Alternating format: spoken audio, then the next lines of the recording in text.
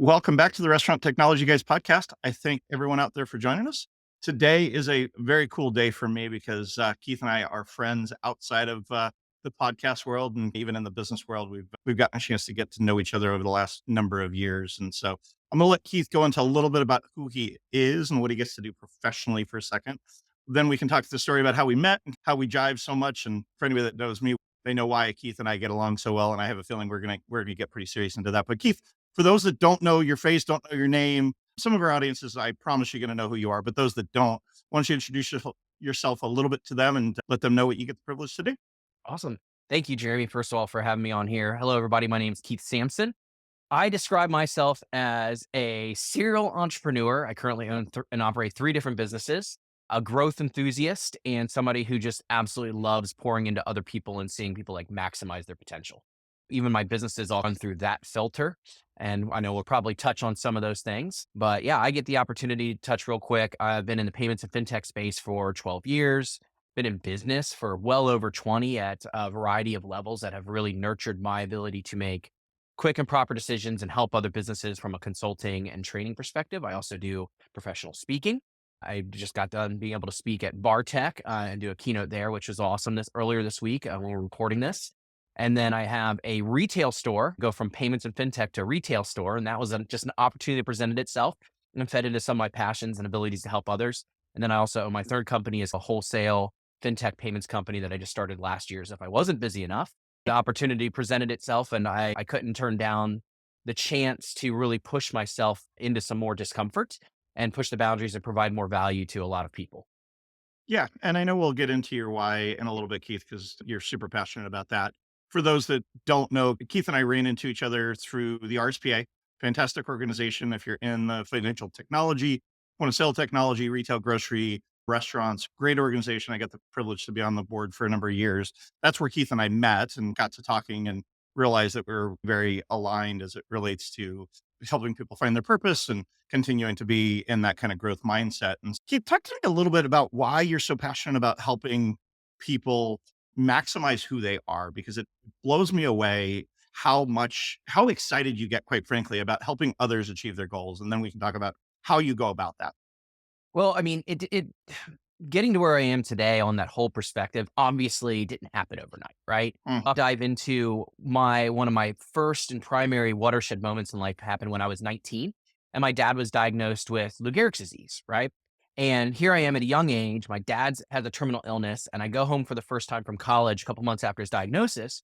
And my cousin Ray pulls me off to the side, more chat and stuff. And he goes, "You know what, Keith? You have two choices. Neither one of them's a wrong answer, but what you choose will determine everything." And he asked me, "Are you going to choose to go through this or are you going to choose to grow through it?" And I can guarantee you that if I had chosen to go through it as opposed to grow through it, we're probably not on this podcast. I'm hmm not doing the things that I'm doing both personally and professionally. I definitely probably wouldn't have the passion that I have in life for impacting the lives of others in positive ways. But that choice changed my life, right? It changed my life personally and professionally. And it started really a 20 plus year journey, and will continue on until I die, of continuous development into what I call now a grow through it mindset, right? And you start looking at things in life in a different perspective. Even the negative and worse things are opportunities to help others, are opportunities to grow, are opportunities to make memories and impact the lives of others. So if you fast forward over the course of the last 20 plus years, as I've been on that journey, my dad's death was not the worst thing that's happened to me in my life, right? Especially, it was roughly like 6 years ago, and another event happened that was incredibly more painful. And the difference of being where I was in that mindset versus where other people's are that go through the exact same thing and how I handled it versus watching other people directly close to me handle the exact same situation. I'm like, okay, hmm there's something to this. And if I can help others be more proactively prepared to handle life's worst moments and life's best moments, like I want people to feel the way that I feel. I want people to see both these great opportunities and these negative opportunities as chances for growth, as chances of it's a blip on this huge timeline. And how I handle it can determine what happens the rest of my life. And so being able to help people process that and really step into being the best versions of themselves to handle the ups and downs in life, it really ignited a fire inside of me. Yeah. And again, as a lifelong learner, I know that you and I have shared lots of different books, lots of different things that have impacted us. Funny, and I think for those that know me well, there was a pivotal time in my life back when my mom and dad split when I was in my teen years. And ultimately my life changed forever. And I had a choice. To your point, that same woe was me, it was my fault. Why did this all happen? And ultimately we had to move and life got really painful. And I know you and I have talked about even some of your own personal journey on that and how it impacted me. And at the same time, I made a choice. And it was right about that time that I started some of my growth, started looking at, hey, who do I want to be when I grow up? And what do I want my impact to be? And oftentimes, looking at that longer picture in light of the circumstances that you're dealing with is critical. Talk to me about how, in the midst of circumstances, Keith, you look at your why. I know it's tattooed on your arm. I know in general, for those that are Change the on, world. you know, for those that are on video, they can see the Change the World tattoo because Keith just showed it. But I know that you and I have even had side conversations about that longer term thinking of, hey, yes, in the middle of whatever you're going through, it sucks and it's painful. But back to that lesson that you learned very early of I can either grow through it, I can go through it, I can grow through it. Why have you chosen to grow through it? And what tools do you use to help you look at that bigger picture rather than getting stuck in the muck and the mire? Because a lot of people do that and don't ever get out of it or continue to learn the same lesson over and over. They may not have 40 years of experience. They may have 1 year of experience 40 times doing the same thing over and over again. So I'd love to have you talk to our audience about how you've been able to do that because it's not always been easy. Yeah, no, it definitely hasn't. And like I said, it's really been a journey and a framework that's developed over the last like 20 years. And so I have these five key characteristics that I've developed. I'm just going to touch on each one because it answers the question, right? The first of which is being a continuous learner. You just mentioned it, right? We are always going to be learning. Till the day I die, I have something to learn, whether it's industry specific, personal development, whatever it is. And I think the moment that people stop having that ear of a learner as well as a mouth of a teacher, like you're now no longer reaching your potential. I just heard a great quote that sharing is like the tie end of the knowledge. So if you have knowledge and you don't share it, like you're not actually really embedding it in yourself either. So being a continuous learner. The second, rooted in gratitude. Like when you really live a life of gratitude for the little things, and it changes how you view the big things, right? So rooted in gratitude. The third one I call ridiculous resiliency, and not just resiliency, because ridiculous resiliency, you take like the natural grit and survival mentality of resiliency, but then tag on top of it passion, perseverance, perspective, and some other aspects that allow it more to move into a more proactive place where a lot of resiliency tends to be responsive. Ridiculous resiliency is no, it's part of my foundation. Like I Mhm. am anchored, right? So when stuff hits, I'm good. I got this. The fourth one is playing the long game and understanding that you lay your life out, it is a long timeline. Yeah. And all these things that happen are blips, right? And you can look at it professionally and personally, or professionally and personally. And now all of a sudden you're getting perspective in there and you eliminate expectations and you move into a greater point of happiness where unhappiness and growth can't coexist. And then the fifth one is understanding the power of influence. And it's not just understanding how people can influence you, but it's also really understanding how you can influence them.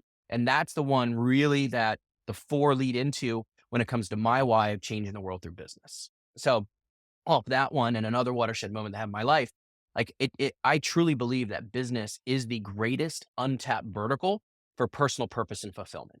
We spend more time working and with the people that we work with or for than we do any other single thing in life other than maybe sleeping. I know I work more than I sleep because I love all the different things that I do. But you stack up your calendar on a regular basis. We spend more time working than we do with family, friends, working out. Like I said, sleeping might be the only other big block that takes up the same amount of time as working. So how can businesses drive in purpose and meaning to why people come to work beyond a pay or beyond a paycheck? And that's Yeah. really my big thing. And for those that I got a chance, you sent me a video of a speech you did recently. For those that you've said watershed twice, if you could just give a 30-second on what a watershed is, because I do think it's, if you don't understand it, you might get a little bit confused and miss the point of what you're looking for. So if you wouldn't mind just Yeah. giving that to our audience real quick. Yeah. So for those of you who don't know what a watershed is, like in geography, right? So watershed is a geographical point where if water hits, it either goes this way and ends up in one body of water, or it goes this way and ends up in another body of water, right? And so the magical thing about a watershed is if the water goes this direction, there's no way for it to travel and ever end up over in this body of waters if it'd gone this direction. And so a watershed moment, like the idea is life gives us a handful of those moments. And they're not like, oh, the day I married my spouse, or no, you got to drill way back to what led you Hmm. to the place to be there. There's only a handful that happen in life.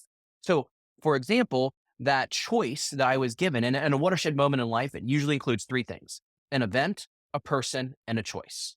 Okay. So that one that happened with my dad, the event was my dad's illness. The Hmm. person was my cousin Ray. And the choice was, are you going to go through it or grow through it? And so this other watershed moment that happened was when I was working at Wildman, and we had just doubled the size of the company for the first time. We hit a 5-year strategic goal in 3.5 years. And we had a big celebration meeting on it. And I don't remember any of the stuff, but Karen Wildman stands up, and they were very private about the good they did. I knew it because I knew the family, and I knew not details, but I knew they did good stuff with the money they made from the company. But she got up and she talked about the well-drilling trucks in Africa, the Youth for Christ ski trips in Colorado, an orphanage in Romania, and then went on to share a story about how in Romania, this is back in like 2003 or four, it was, I mean, it's still not great. Child abandonment's still an issue. But back then, the government was way more corrupt. The resources were more limited. So women could walk into hospitals and give birth to a baby and just basically leave and just leave the baby at the hospital. And so Hmm. what this hospital was doing, because it didn't have the resources to care for these abandoned babies, on Fridays, they would wheel these abandoned babies into this abandoned wing of a hospital and shut the doors. Monday, they open the doors up. And the babies that were still alive, they'd bring back into the hospital and care for, and the ones that had passed away, they would dispose of. And then what I share is that's not something you probably, your listeners are hearing going, okay, that kind of is messed up. You can't do nothing after you hear a story like that. And so the Yeah. Wyoming goes, you know what? We're capable of doing something. And so the business started paying the staff and supplies to take care of those babies. And that was the moment that this why to change the world specifically through business was really birthed, right? There's some tricklings back to that choice of growing through it. But this is when I remember looking down at the carpet and going, oh my gosh, I'm not selling linens and uniforms and mats. Like I'm saving lives. I'm changing the world through work. And Yep. like the next day, I never went to work the same way again. Like I went to work knowing that I was part of something bigger, that I was serving something bigger, more than just my own professional development or a paycheck. And that also ignited, I want every single person that gets up and goes to work every day to feel what I feel. I don't care if you're a janitor or the CEO of a publicly traded company. Like, why are you going to work? And then how are you trickling and creating the opportunities within your business for your employees to feel the why they are coming to work? So Yeah. that's all the watershed moment things, right? There's these events that they send you in a different direction, and you would never end up in that same point in life if you didn't choose one way. Love that. And again, I've gotten the privilege to hear that story a couple of times, both on video and in person. And if you ever get a chance to meet Keith, he's a dynamic speaker, dynamic guy, lots and lots of energy, which I love, and takes care of himself so that he can give. Talk to me a little. You said something about influence, and I think all of us can point back to two, three, four people in our Mhm. life that believed in us, that taught us something, that gave us something. Talk to me about why you feel like, one, you get that privilege to do that, and two, who are some of those people besides your cousin and others in your life, Karen Wildman, that have given you that you might want to give a shout out to real quick, just to say, hey, these are some people that changed my life for the better, because I know there are people in your life that you have changed their lives for the better. I mean, so, it really kind of goes, I'll answer it the way you said it first. So it goes to like legacy first, right? At the end of the day, and I just said this at a payments conference. I was on a marketing panel, right? And here's 300 people in the room. And I said, okay, when I die, there's going to be two things that I can guarantee are not on my tombstone: how much money was in my bank account and that I was an expert in payments. Hmm. Who cares? So it's really about, what are you leaving behind? Who do you want to be known as? And what do you want to be known for? And it's the same thing in business. So that's really like the impact that I can leave on people's lives to do more good, to do like that's the trickle effect, right? The people that have influenced my life the most in that arena, definitely my dad. Like my dad was just an amazing human being. If he was still alive today, we would definitely have our differences, right? I parent different than he did. We wouldn't fall in line on all this or the same stuff, but you don't have to be, Hmm. right? But the man like instilled the work ethic. the love for people, the love for knowledge, I call it extreme ownership. And there's a book called that. Yep. He beat it into my head, Keith. You either are right and know you're right, and you don't need an excuse, or you're wrong and you know you're wrong, you don't have an excuse. That's the core of extreme ownership, right? Yep. Because I was a king of excuses growing up. So my dad I got a definitely 16-year-old that's learning that hard lesson right about. And now a word from one of our sponsors. Every restaurant operator understands the chaos of a restaurant kitchen during the meal rush. Restaurant Technologies Total Oil Management Solutions is an end-to-end automated oil management system that delivers, filters, monitors, and recycles your cooking oil, taking the dirtiest jobs out of your kitchen and letting your employees focus on more important tasks. Control the kitchen chaos with Restaurant Technologies and make your kitchen safer. No upfront cost. To learn more, check out rti-inc.com or call 888-796-4997. Growing your business can mean big-time logistical questions like, how am I going to keep up with all these local deliveries? Let Uber Direct offer you a helping hand. With Uber Direct, you can take orders on your website, via app, or by phone. Then drivers who are part of the Uber Courier Network will pick them up from your store and deliver them to your customers' doorsteps. Sounds simple, right? Delivery just got better with Uber Direct. Check out uberdirect.com to learn more. Oh, I was a hard learner, right? Could save myself a lot of grief going, okay, I get it. And then Steve Bryant, he was my CEO when I was at Wildman I was there at Wildman from 2000 2012. And so he was my CEO from 2000 to 2010. And that man, second to my dad, had the greatest impact and influence in my life, for sure. And then there's other people that have sprinkled through there. Brent Wildman, who I mentioned his wife, Karen, and meeting Brent. He was the one that really, I remember sitting in a restaurant with him. And he's the one that shared the whole idea of a watershed moment. You know what I mean? So there's these people that have been placed in my life at different periods of time. Dave Illingworth, another one that when I go back to those moments in life, like that person, you know what I mean? Who are the people in my life when I'm making these life altering decisions? And those are the ones that generally have a lot of impact. And I encourage people to find people that you can surround yourself with that can do that for you. There's a study by a Harvard professor, and literally the study shows that the people you surround yourself with have 95% impact on either your success or failure in life. And what blew my mind on that was the people that I surround myself with do more for that trajectory than anything that I can do on my own. Yep. I try and remind my kids that every day. It's a old Jim Rohn quote. And if you're not familiar with him, great leadership guy. Yep. He has that quote, you are the combination of the 5 people you spend the most time with. Choose 100%. wisely. So I'm going to pivot for just a second. Every week, like clockwork, you post a video, which up in a couple of years ago, you weren't necessarily posting a video every week. And it takes time, it takes planning, it takes energy.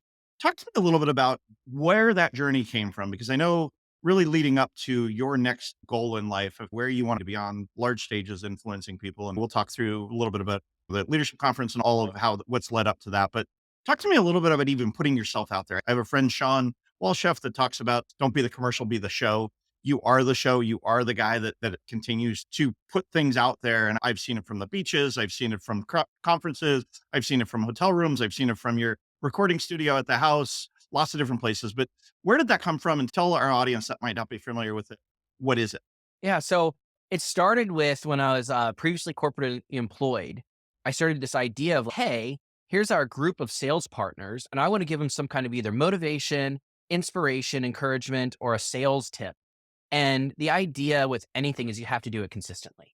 So in the closed Facebook group years ago, I started doing these, what I called my Monday minute or fives, right? So even just the title of it is 1 minute to 5 minutes. So I'm not sitting there trying to take a bunch of time. I average somewhere between 2 to 3 minutes most of the times, right? So it's quick hits. It's something that can go with it. And to your point, it's scary to put yourself out there, but at least I learned in a closed group that I also fed through corporate trainings and all this other stuff. So it was a little bit less scary. Then there were a couple times on Facebook where I did these and I started moving beyond just sales tips, right? It was something like, hey, I learned this and I want to share it with you. And there were a couple times I accidentally didn't just post it into the closed group. It went to like my actual Facebook page. A few hours later, I finally pick up my phone and look at notifications and like, oh no, this went to, at least there was nothing that was too it wasn't like businessy. And people like, this is great. This is great. I'm like, you know what?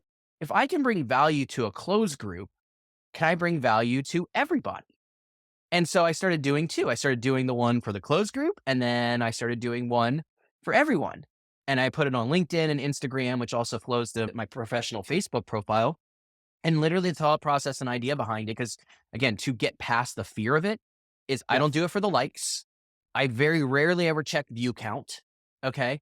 Because whenever you put content out there, you have to do it because you love it, because it's feeding your soul. Right. Mhm. And so the goal is I want to bring value to one person.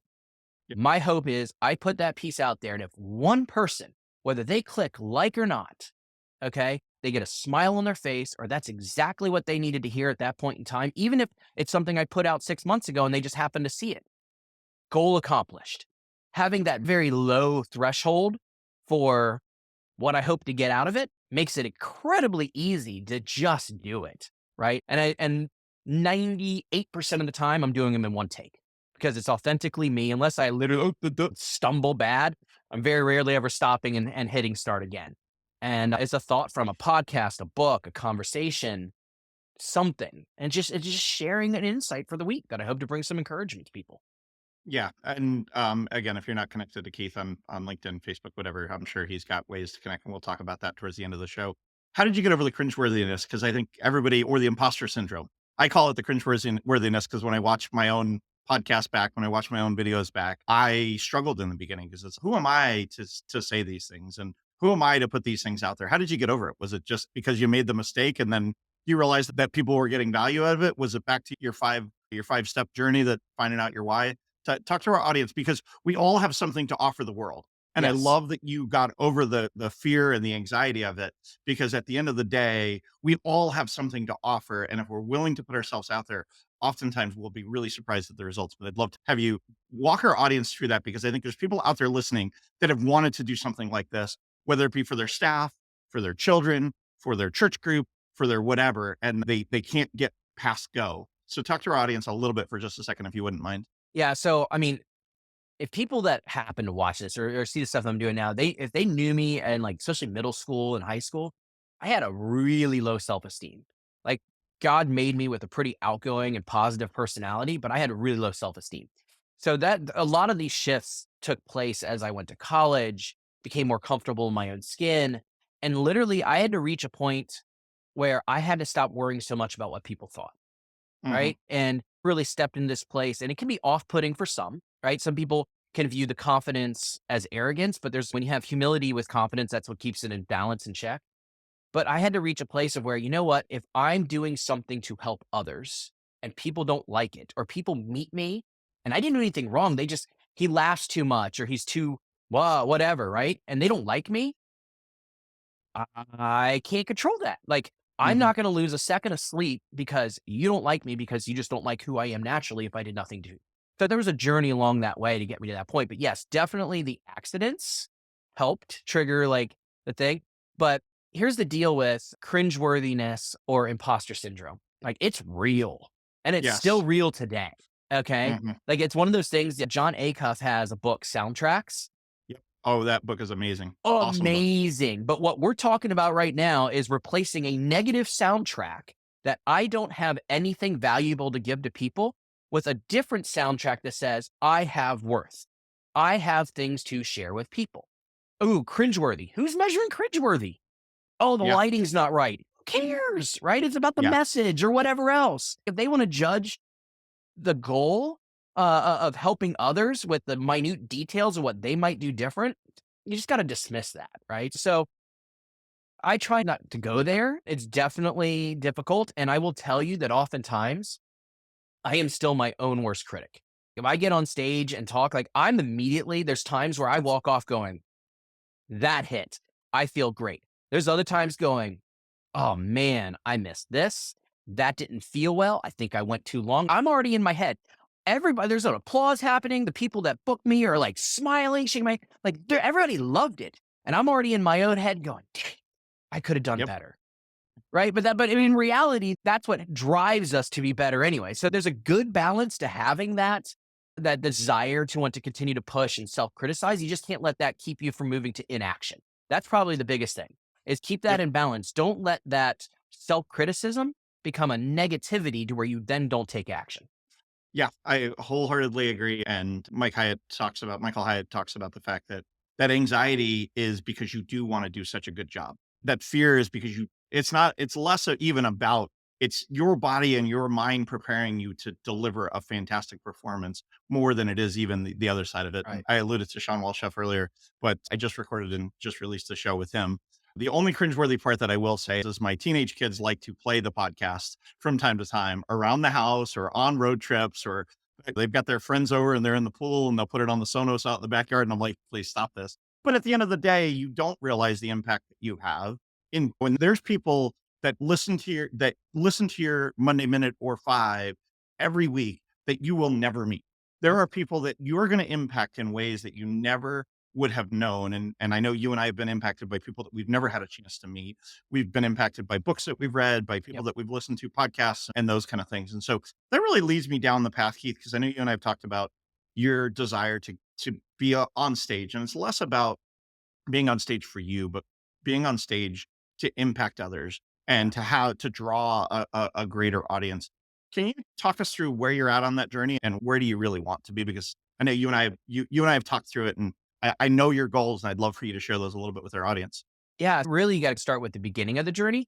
And I've always been, for the last 20 years, I've been good at like teaching, right? Training salespeople and doing some of that stuff. And then back in 2018, 19, I really started doing some corporate training on a higher level. And then in 2019, when I was working for my previous employer, I was in charge of the sales conference. And I brought in one of our keynote speakers. His name's Ryan Estes. Phenomenal guy, right?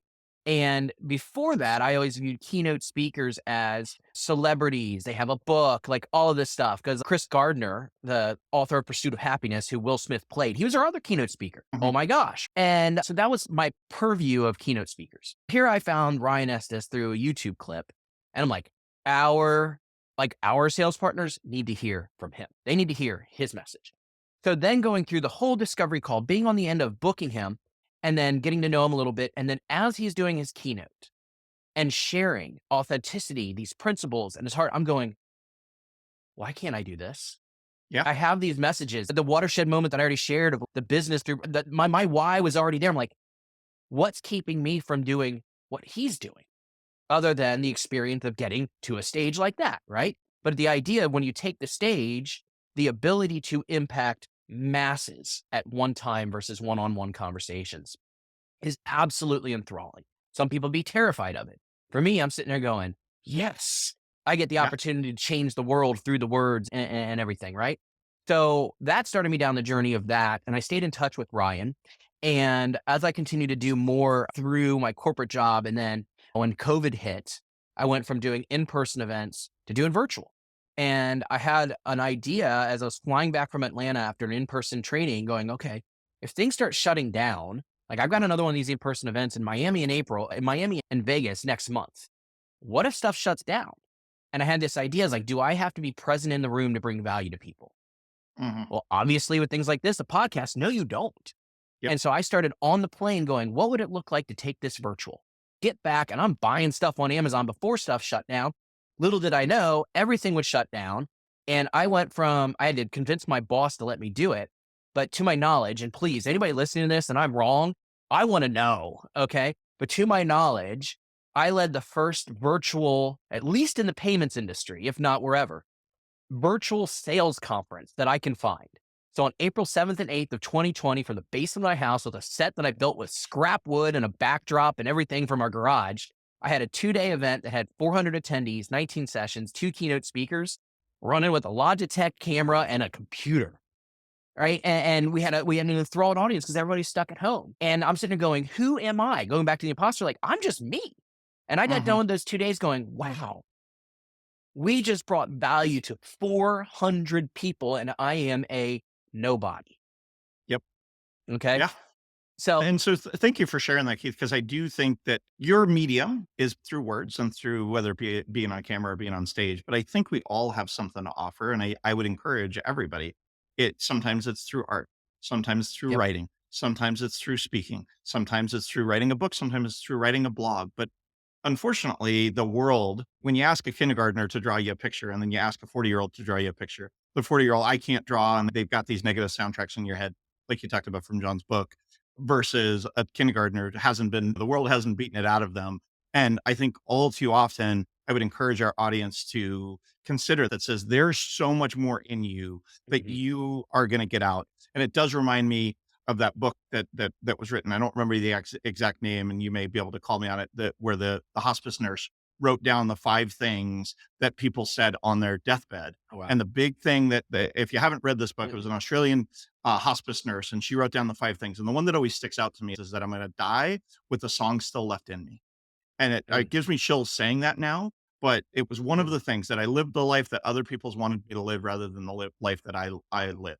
I work too much that I'm gonna die with a song still left in me, and I would encourage all of our audience, and part of why I wanted Keith to come on was not to talk about payments, not to talk about even his fitness store, but really to encourage our audience that says, "You've got a song in you, and you need to figure out how to sing it through art, through writing, through speaking, through encouraging, through one-on-one, through mentoring, because you can change the world one person at a time." So I guess I'd love for you to riff on that if you wouldn't mind real quick for just a second, Keith. Yeah, 100. I'm glad you touched on like art, music, anything, right?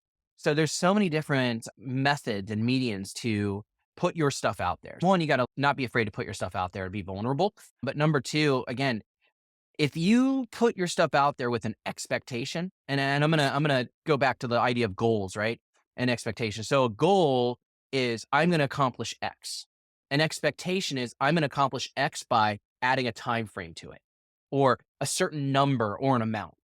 And so what happens is when expectations don't get met, disappointment happens. Disappointment Mhm. breeds unhappiness, and growth can't coexist. So going back to the whole Monday Minute or 5, or even my expectations, like where I'm at in my speaking career, that's a goal to get to a certain point. And I've had to put some measurable things in there to drive me toward that goal. But I've kept expectations incredibly low for a reason. Because I'll use this again, if my expectations go, I'm going to get 20 paid keynotes next year, and instead I get 10, right? But that 10 allows me to bring positive impact to 10,000 people. Yep. Like, isn't that amazing? Isn't that an amazing accomplishment and a feat to positively impact the lives of 10,000 people? But if I go, I didn't hit this expectation, Yeah. I'm limiting my own potential, right? And so, like, the idea of eliminating that expectation and just looking at it and going, I have something to give and I have a method that brings me joy to give it in, push down that path. Whether it's Yep. food, like a lot of the people that listen to your podcast are in that hospitality space, right? Some people get a pure, unadulterated joy in preparing a dish and having somebody enjoy it. Other people like Will Guidara, who I know you've read the book on reasonable hospitality, the joy in the hospitality experience Yep. that can be given is a median to express and to give to others. Don't shortchange that. Don't find that not meaningful.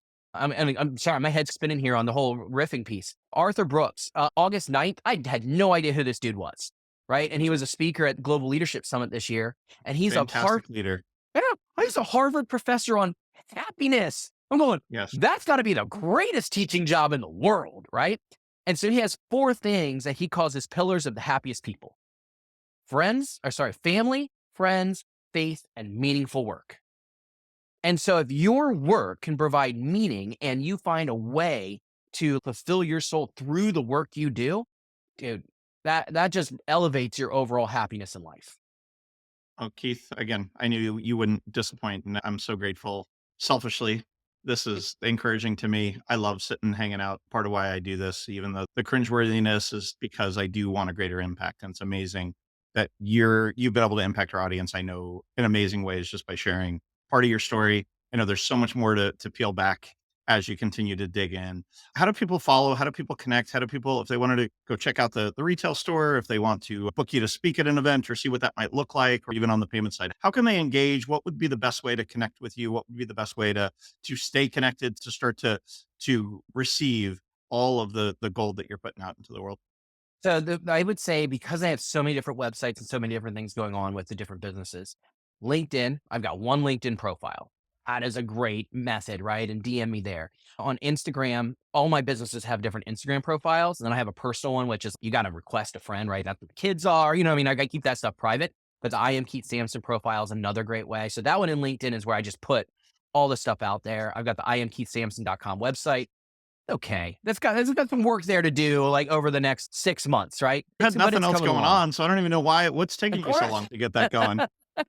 But I would say Obviously those are kidding. the 3 easiest ways: LinkedIn, Instagram, iamkeithsampson.com to find me. And then if you want to learn about Cloud9 Multisport or Serve or any of the other stuff I'm doing, DMs, emails through those contact forms, and then we can roll from there. Awesome. Keith, I know that you've got a lot going on, so I feel like it's a privilege that you got to hang out with me and our audience today. To our audience, guys, I don't take your guys' time for granted. So thank you guys for hanging out. If you haven't already subscribed to the newsletter, haven't already subscribed to all of the places that you can connect, you guys all know how to get a hold of me. Keith, have a fantastic day. And to our audience, thank you guys again.